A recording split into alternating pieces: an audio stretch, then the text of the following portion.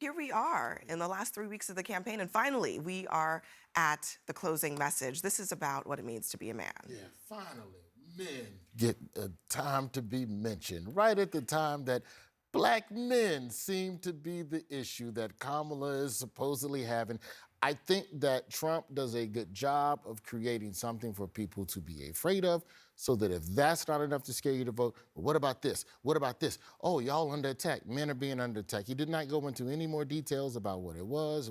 I know I don't remember the program, but earlier this week he mentioned that Harvey Weinstein got jammed up, and he didn't really go into detail on that in the sense of Harvey Weinstein got a raw deal in terms of the criminal trial, but there always seems to be a new fear log to throw on the fire of why you should vote for me. And as a man, I want to know what's under attack. I'm feeling good.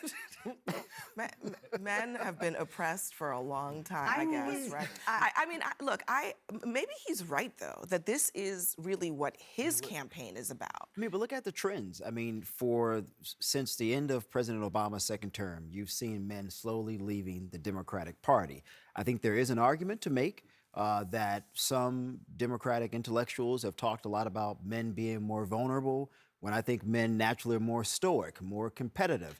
I think a lot of men will look at...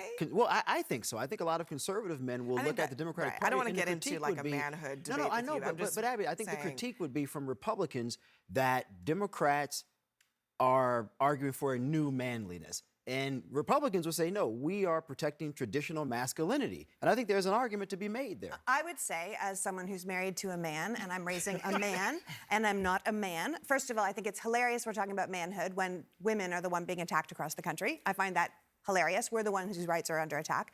But secondly, I think it goes back to how you define a man. You're talking about men are naturally more stoic.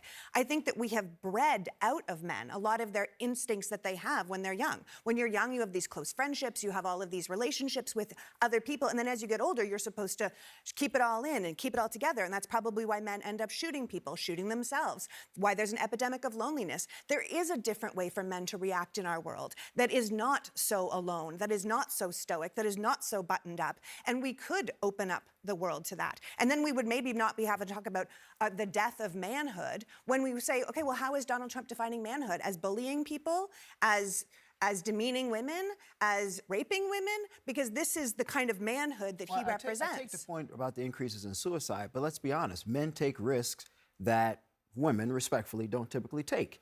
And I'm just being honest. You think about... Don't be calling me out, sir, No, I'm being honest. You think about men in conflict. More men have died in wars than women. When he's talking Only about taking because women risks. couldn't fight in wars for a really long time. Well, I mean, some may disagree with me on this, but those are my views. Go ahead, Chuck. This is a big issue across campaigns everywhere. There's something that's a fact. Whether you're a Democrat or Republican, there's a big gap between the way men and women are voting this year. It's almost like we was in elementary school, and it was boys against girls, or it was skins against shirts. Like, that's what it's come down to now. And as a non-college educated Mexican redneck from East Texas, I can promise you there's a lot of anxiety out there in the electorate. And what Donald Trump has figured out, again, we talk about how stupid he can be and stays off message. He does know how to poke his finger at something. Like Roy said, he don't give you any details. He just says enough about it to go, well, things are a little more expensive. I ain't getting no better. He ain't talking to men, right? Which goes to the point that as a man, you want to feel useful. You want to feel like you have an opportunity to provide. Well, then that's a job issue. That's an economic issue. That's not a gender attack issue. And so